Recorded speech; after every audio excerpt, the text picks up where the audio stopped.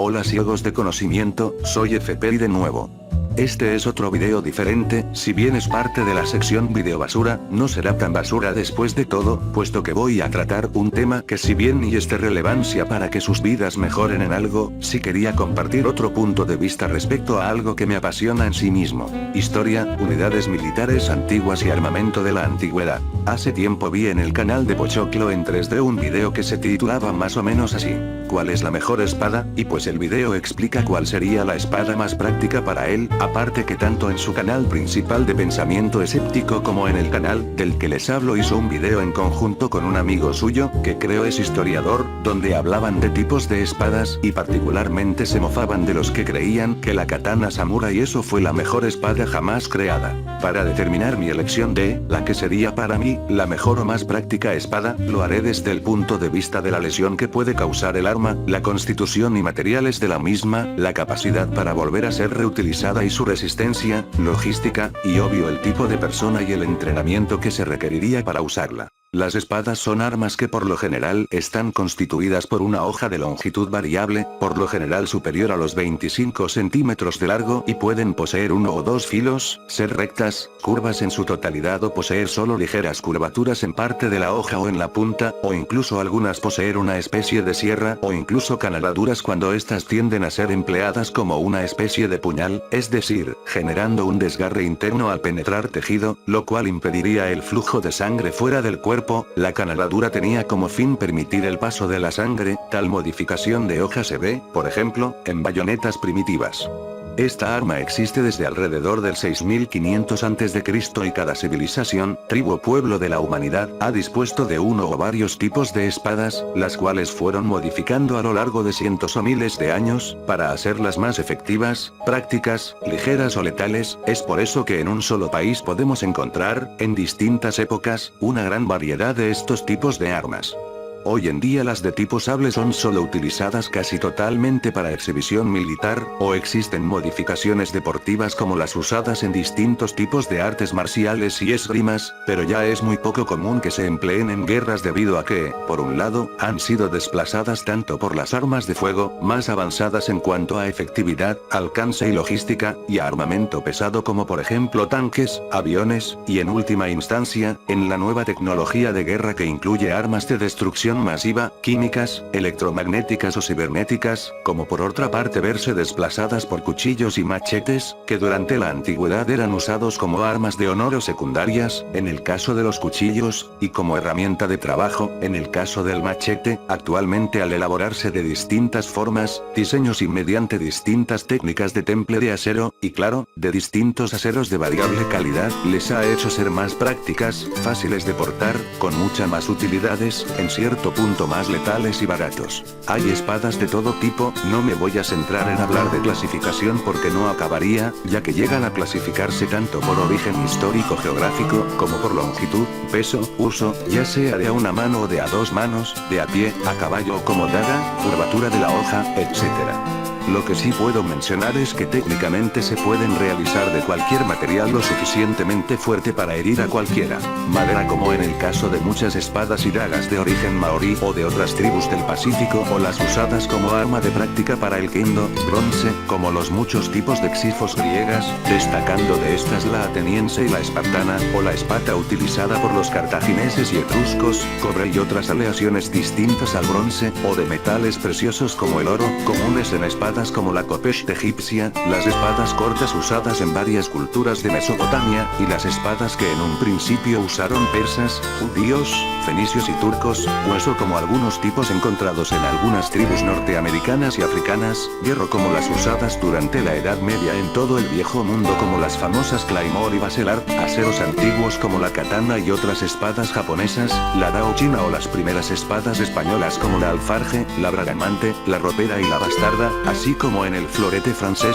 y en los sables de origen árabe y turco, e incluso existe una espada elaborada a partir de obsidiana, creada por la civilización de Teotihuacán, y la forma en que la elaboraron más que un misterio, es difícil de entender o reproducir, puesto que la obsidiana tiende a romperse cuando la lasca sobrepasa la longitud de 20 centímetros. También las hay que combinan materiales en conjunto, como algunas espadas hawaianas elaboradas a partir de la nariz del pez sierra y a la cual llegaban a adaptar en la punta huesos afilados, o dientes de tiburón. En general todas las espadas son armas eficientes, que te permiten tanto aniquilar a una persona como incluso hacer frente por cierto tiempo a animales de mayor tamaño, peso y fuerza como panterinos y osos. Sin embargo, la espada nunca tuvo como función ser usada principalmente para cazar, aunque en la Edad Media llegaron a usarse ciertos tipos para cazar jabalíes, y desde 1600 hasta la actualidad existen tipos de espadas utilizadas en Brasil y Argentina para asar carne, puesto que el manejo de esta arma requiere el enfrentamiento de cuerpo a cuerpo directo, contrario a, por ejemplo, una lanza, que te da cierta seguridad por la distancia que puedes guardar contra un animal.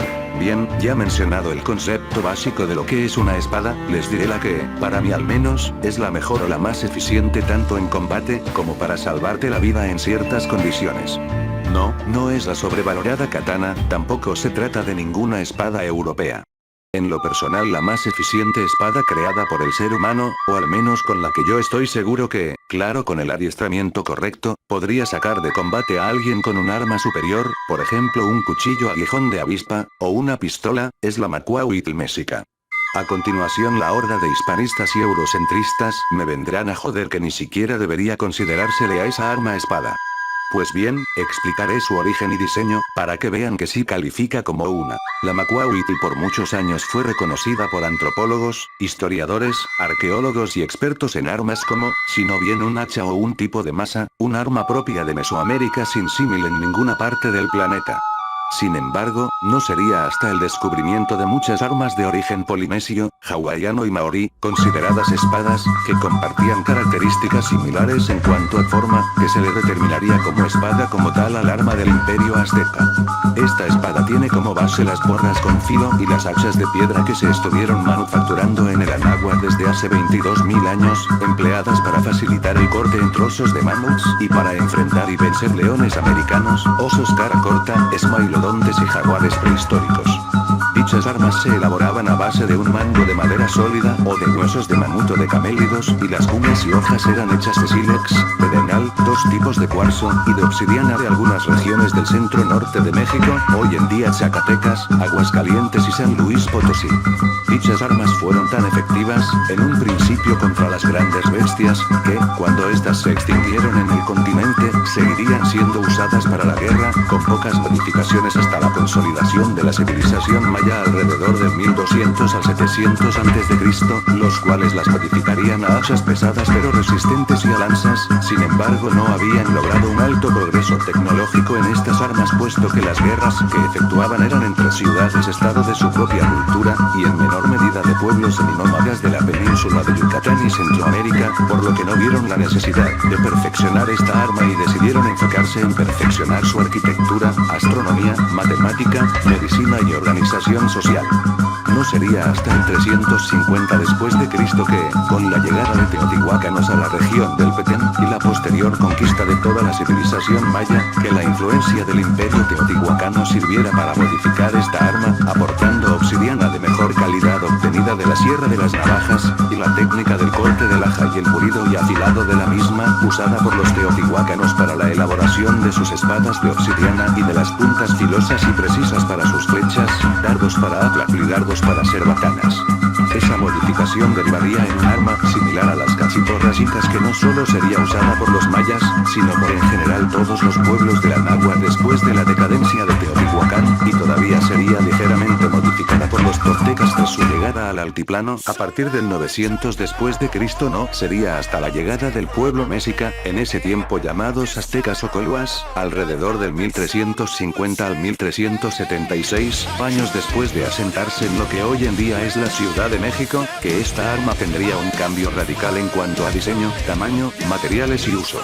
los mexicas habían conseguido perfeccionar el pulido y corte de la obsidiana para convertirla en varias hojas cortas y precisas, las cuales constituirían el filo del arma, y haber aprendido a sujetar las mismas con materiales resistentes y adhesivos como la resina de pino en lugar de sujetar las hojas con lazos de zacate o de cuero de venado, para evitar que el arma perdiera balance, y habían cambiado el tipo de madera usado de usar cualquier tronco a usar estructuras de madera altamente detalladas, provenientes de pino, ocote, cedro, ébano, palo de rosa u otras maderas que fueran o duras, o resistentes a la humedad, o fáciles de detallar y maniobrar, naciendo así la Macuahuitl como la conocemos ahora. Bueno, esta arma en la realidad se perdió años después de la conquista, y gran parte de los ejemplares originales se perdieron en incendios u otros desastres en los museos donde estaban resguardadas, pero por grabados, descripciones, dibujos y recuadros conservados, a la fecha ha logrado ser reconstruida por arqueólogos, artesanos y armeros. La Macuahuitl podía rondar en una longitud de 65 a 90 centímetros, similar a la longitud de un machete, aunque bien pueden elaborarse de longitudes mayores. Incluso existe una variante conocida como Cuauhjorí que puede maniobrarse como una charruza o una naginata. La longitud base le da mayor comodidad de uso con respecto a otras espadas que pueden medir más de 1 metro, su peso ronda entre 1 y 4 kilos, este dependerá del tipo de madera, el grosor de la placa a usar y de la longitud. Sin embargo, la forma que se le da, que es similar a la de un palo de cricket, permite distribuir el peso sin fatigar innecesariamente al portador. Claro, que el que esté dispuesto a usar un arma de estas dimensiones debe tener una fuerza considerable y también entrenamiento. La base de madera puede estar hecha de varios tipos. En la antigüedad se utilizaba madera de distintos tipos de pino, oyamel, cedro, ocote, palo de rosa, caoba, ceiba, ébano u otras maderas duras o preciosas, y en la actualidad el eje base puede ser sustituido por uno de polímero, más resistente. No se recomienda el uso de árboles frutales ni de árboles como jacaranda, framboyano pirul, puesto que esta madera es frágil, tiende a cuartearse y no es resistente a la humedad, ni a la exposición a fuego o calor. Las hojas deben ser principalmente de obsidiana, siendo la de elección la proveniente de vetas volcánicas como la Sierra de las Navajas, la cual es de mejor calidad. La obsidiana, para los que no sepan qué es un mineraloide que, gracias a ciertos componentes que incluyen átomos de carbono, silicio y hierro, y a las altas presiones mayores a 3000 toneladas por centímetro cuadrado y a altas temperaturas, condiciones encontradas en flujos continuos de lava en volcanes activos, este mineraloide logra adquirir una constitución similar a la de cristales como la amatista o al vidrio. Los mineraloides no tienden a tomar características cristalinas ni laminadas. Este material, cuando se corta en laja, tiende a cortarse en películas curvas, siempre terminando en cuñas con una cara plana a cóncava y la otra convexa. Esto más sus propiedades moleculares le dan por característica un filo natural casi perfecto, lo cual convierte a este material en el más filoso y cortante del planeta. Inclusive, a nivel molecular se ha demostrado que puede cortar diamante, placas de iridio o nanotubos de fullerene. Es un material relativamente resistente, más duro que el acero. Sin embargo, al tratarse de un tipo de vidrio, es más susceptible a cuartearse y romperse. Esto tiene su lado positivo y su lado negativo. Esta propiedad permite que pueda fragmentarse para usarse en pequeñas porciones y pulirse para sacar provecho a su filo, el cual no se pierde. Sin embargo, esto mismo impide que se pueda hacer una hoja grande de este material, siendo así que la forma en cómo los teotihuacanos llegaron a crear espadas de obsidiana es aún un misterio. Precisamente para ahorrarse esa dificultad, los mexicas concluyeron que se podían hacer muchas navajas de obsidiana de tamaño similar, entre 7 y 10 centímetros, y podían pegarse a los lados de la base de madera, formando una hoja completa de cada lado. Estas navajas eran fijadas con cola natural, la cual resultaba de mezclar resinas de ciertos tipos de árboles, incluyendo pino y chico zapote, ceniza de ocote, seda de abeja y grasa de animales. Hoy día esa resina puede ser sustituida por adhesivos para clavos no tóxicos, gomas fundidas o por cola común y corriente. Le da suficiente fijación a las hojas, evitando que cuando manejes el arma estas salgan volando y terminen degollando a alguien, jajaja. Esta arma se caracteriza por no tener punta, pero se le puede adaptar una de piedra, metal o hueso, incluyendo dientes de cocodrilo, jaguar, pecarí o tiburón blanco, usando el mismo procedimiento de fijación que para las navajas de la hoja. En cuanto a la hoja, las navajas de obsidiana tenían por desventaja que podían cuartearse. Sin embargo, si no se dañaba el eje de madera, estas podían reponerse de nuevo, y en la actualidad este problema se puede eliminar si se sustituyen por hojas de acero quirúrgico, el cual si bien no es tan filoso como la obsidiana, es más filoso que cualquier metal empleado actualmente, y ofrecería mayor resistencia al arma. Ahora, ¿por qué digo que esta arma es la mejor espada y podría sacarme de apuros? Ahí les va. Para empezar, el corte que puede crear la obsidiana en sí es un corte profundo, certero y limpio, por lo cual a cualquier cosa que no tenga un blindaje lo suficientemente bueno, terminará mutilando. El corte que puede producir es más preciso que el que haría una hoja de acero quirúrgico del mismo tamaño de la Macuahuitl, por ejemplo una hoja cortadora de papel.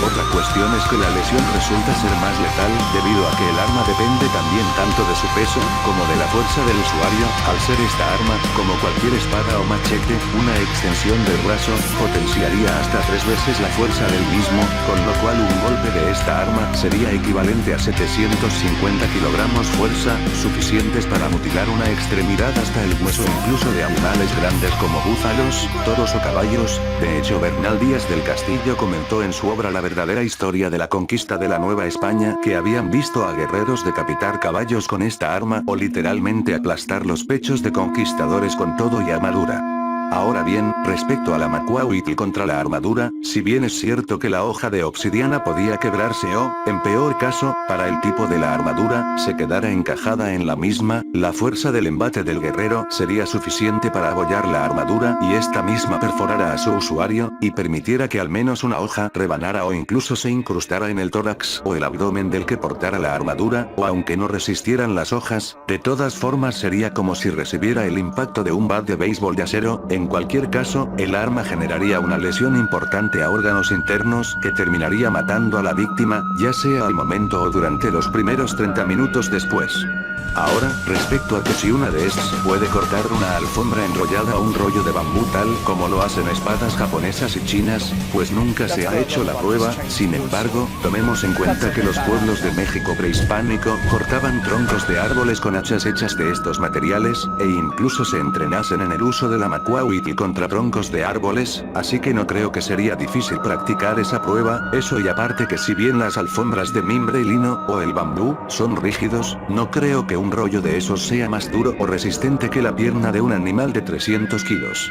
Otros verán como dificultad el hecho de que por lo general no tenían punta, pero como les dije, a la Macuahuitl se le puede adaptar una, pero también tomemos en cuenta algo, los mexicas, si bien era un pueblo que adiestró a sus militares para ser máquinas de matar, por lo general se enfocaban en capturar vivos, si se podía ilesos, y en gran cantidad, a los guerreros de los pueblos que sometían o que eran rivales, lo cual de hecho resulta ser más difícil que simplemente matar, por lo que se podía usar la Macuahuitl no solo para matar, sino también para someter y debilitar al oponente, y vaya que podría hacerlo, aunque no tenga punta, se puede golpear con el extremo distal del arma al oponente y será suficiente para reventar algún órgano abdominal o fracturar, de acuerdo al ángulo de golpe, costillas o un fémur. También podría usarse contra la cabeza o la cara, con lo cual se podría fracturar la mandíbula, los huesos faciales o el cráneo. En cualquier caso, de la forma en que sea, si te topas a alguien con esta arma, ten por seguro que terminarás o muerto, o muy mal herido. ¿Existen formas para bloquear el ataque de esta arma? Sí, no existe arma perfecta ni infalible, pero es de considerarse que es difícil. Puedes hacer frente al arma usando un arma de mayor resistencia en componente, una espada de buen acero por ejemplo, o un machete. Si bien no destruirás al arma del todo, te dará el tiempo para escapar o para aprovechar que el usuario de la Macuahuitl bajó la guardia y dar otro ataque. Otra forma de bloquear el arma es con otra arma del mismo tipo, es decir, otra Macuahuitl. El tamaño y la forma de la misma te permitiría usarla como un escudo. Claro, para eso necesitarás buena coordinación para evitar que te peguen en alguna extremidad o, si tú eres el que se enfrenta a alguien con una espada, machete o cuchillo, te apuñalen. Y la otra forma es utilizando un escudo apropiado. Tanto los chimalis, que de hecho eran elaborados para repeler esta arma, como escudos medievales y renacentistas de buen grosor de procedencia rusa o escandinava, incluso, un escudo de polímero o de acero usado por granaderos o por militares sería suficiente, al ser escudos hechos de materiales muy fuertes y cubren el cuerpo completo. Se puede bloquear con las manos o los pies, tal como se podría desarmar a alguien con cuchillo, espada, machete o pistola. No se recomienda, puesto que esta arma está hecha para mutilar, así que si deseas bloquearla tendrías que girarla cuidando de no rebanarte los dedos y a partir de ahí bajar la guardia del contrario y bloquear bloquearlo con un codazo directo en la cara, o golpeando lateralmente, a las caras planas del eje para desviar el arma y poder atacar por detrás al oponente. Sin embargo, tomen en cuenta que para esto deben ser rápidos, tener buenos reflejos y cuidar que el oponente mueva en sesgo lateral o de abajo hacia arriba el arma, porque si así sucede, ya te chingaste. Como pueden apreciar, en las imágenes y clips que les he mostrado, esta arma tiene un mecanismo de corte de sesgo, similar tanto a la de cualquier hacha doble, como a la de espadas como la propia espada ropera, la usada por los Rajputs, la Kopesh egipcia o incluso modernos machetes con doble filo. Esta arma, debido a que las hojas están colocadas por segmento, puede ser usada también como una sierra, con lo cual se incrementa aún más el daño que puedas hacer. ¿En qué casos en una situación común podría salvarte una Macuahuitl de morir? Pongamos los siguientes escenarios. Un típico ataque en la calle. Un ataque en un espacio cerrado, por ejemplo un elevador apagado, un combate en campo abierto, y un enfrentamiento con un depredador. En el primer escenario, en la ciudad, supongamos que un asaltante trata de atracarte, o un asesino serial suelto te ve como una posible víctima o un rehén y trata de atacarte. En ambos casos te atacarán ya sea de frente o por detrás. El asaltante por lo general cuenta con una navaja retráctil o una navaja suiza, y ya más pesado, una pistola. En el caso del psicópata, contará por lo general con cuchillos de cocina o con alguna herramienta común que pueda infligirte mucho dolor y lesionarte poco a poco. La forma de combatir es simple: si te ataca por la espalda, si tienes la Macuahuitl amarrada a la espalda, te servirá como escudo para que no puedan perforar el corazón o los pulmones, además que para acercarse forzosamente tendrán que rozarse con las hojas del arma, con lo cual ellos solos se cortarán. Eso te dará tiempo suficiente para zafarte del atacante por un codazo, armarte y fracturar el cráneo o la mandíbula con un golpe ya sea del extremo distal, o si quieres acabar con el de plano un ataque directo a la cabeza. Si ataca de frente será fácil evadir el cuchillo de cocina o la navaja haciendo que el atacante encaje su arma en la zona plana de la Macuahuitl, bajándola como si se tratara de una macana PLR cubriendo el antebrazo. Eso te dará tiempo para maniobrar el arma y mutilar al atacante. En el caso de que porte una pistola, deberás ser rápido, colocarte del lado dorsal del brazo con el que piensa disparar y cercenar el brazo o decapitar al atacante, o incluso antes de que dispare hacer un corte de sesgo lateral para cortar las costillas. Al atacante le importará más que se está desangrando que dispararte. En el escenario del espacio cerrado, de antemano no deberás tener la Macuahuitl en la espalda porque te quitará movilidad, te puedes rebanar tú solo o al tratar de girar, si te hacen un candado o estrangulan tu torso, típico abrazo del oso, sino que para eso tendrías que tenerla sujeta por una pulsera que de hecho se ponía en esta arma, para poderla tener a la mano en cualquier momento, sin necesidad de tirar el escudo o enfundarla. Bien, en este escenario hay un claustrofóbico sociópata o algún terrorista y se encuentra detrás de ti o ligeramente en una lateral. El problema es que no estás tú solo, sino hay más personas dentro del espacio cerrado y el tipo en cuestión no solo piensa matarte, sino a todos los de adentro. Lo más seguro es que tengan alguna pistola o algún arma de asalto corta, además de que puede contar con un arma blanca para apuñalarte, y en el caso del terrorista, podría tener una bomba conectada a sí mismo. Para evitar lesionarte a ti y a inocentes y acabar con tu objetivo, tendrás que usar el extremo de tu arma como mortero para fracturar la tibia de la pierna que tengas más cercana del oponente. Con un buen ángulo y un golpe lo suficientemente fuerte lograrás romperle la pantorrilla, o incluso podrías lesionar las rodillas si el tipo es más bajo que tú. Ya derribado de una pierna, repites el proceso en la boca del estómago para sacarle el aire al oponente, y al final deberás meter entre una de sus axilas el arma y hacer el corte de sesgo de abajo hacia arriba, cuidando que no cortes a otra persona. De esta manera mutilarás el brazo de golpe y matarás al individuo al cortarse las arterias y venas subclavias y axilares del brazo que cortaste. En el ataque frontal en espacio abierto, basta con ver cómo los mexicas usaron esta arma. La usaban como escudo, en conjunto claro con el chimalí que cargaban, para bloquear lanzas y cuchillos de sus rivales y, después, las puntas de las espadas de los españoles, mientras con el otro brazo golpeaban el rostro del oponente para ponerlo a punto para lesionarlo con el arma. En el caso de un enfrentamiento moderno con alguien con un cuchillo de taquero o con un machete, debes evitar que se dé el golpe de bloqueo típico de hoja contra hoja. Bueno, al menos que tengas una Macuahuitl modificada con hojas de acero quirúrgico. Si es así, usa tu arma como cualquier espada, machete o hacha doble, usando como en el primer escenario la región plana del arma para recibir la punta o la hoja. Después debes atacar con la mano libre la cara o algún punto vulnerable al oponente, y después lo que buscarás es destruir el centro de gravedad del adversario, o sea deberás mutilar o fracturar el fémur de tu rival.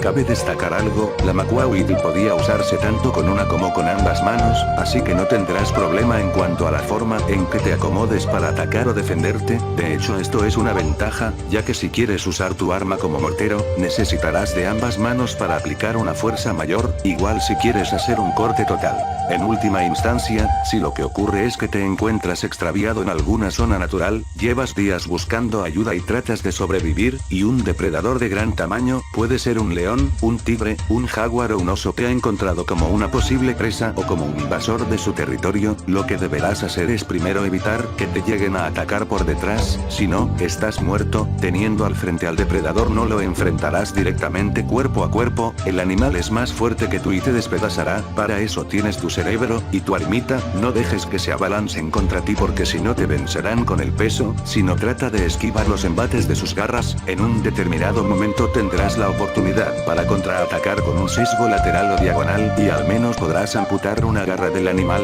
Si tienes tiempo, trata de hacer un golpe lo más fuerte que puedas a la espalda o a los flancos. La lesión que causarás será suficiente para, si por el dolor y pérdida de sangre, eso te dará tiempo para escapar, y la lesión que generarás al animal a la larga lo matará, ya sea por hemorragia o por infección.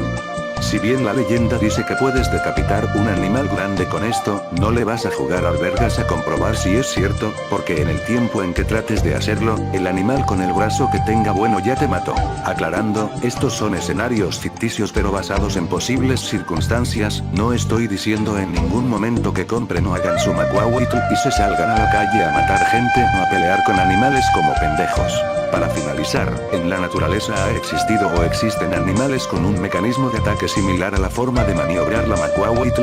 De hecho sí, el propio pez sierra usa su cabeza moviendo en sesgos laterales para matar peces y cortarlos en trozos para facilitar su consumo. De hecho esto mismo inspiró tanto a las culturas mesoamericanas como a las culturas del Pacífico para diseñar sus armas o incluso usar las cabezas de este pez como tales. Otro animal que usó esta técnica de sesgo, solo que de arriba hacia abajo más similar a un hacha, fue el Allosaurus, y de hecho este dinosaurio es la viva prueba de lo efectivo que es este método.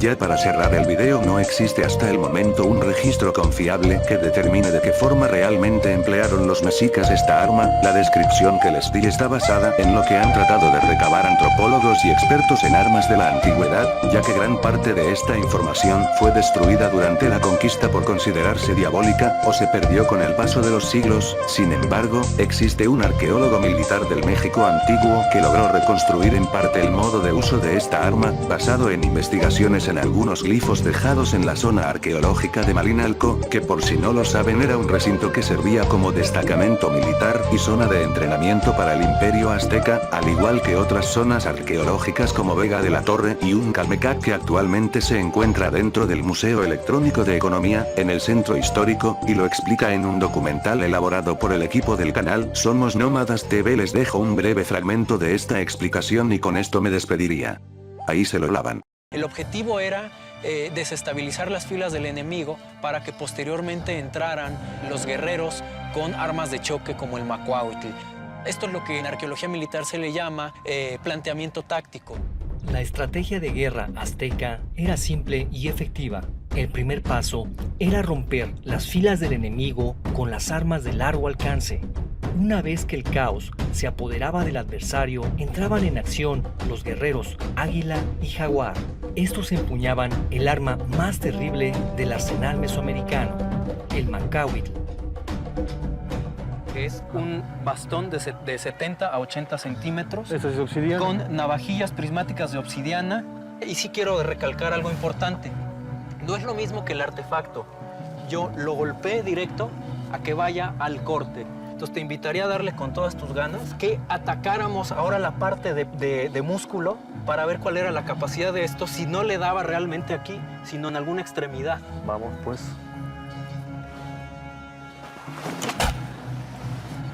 Bien. Obviamente la herida es bastante grave. El paquete muscular ha sido dañado. Esta herida fue letal. Sin duda alguna esta arma fue, desde mi punto de vista, uno de los motores fundamentales en la expansión militar mexicana.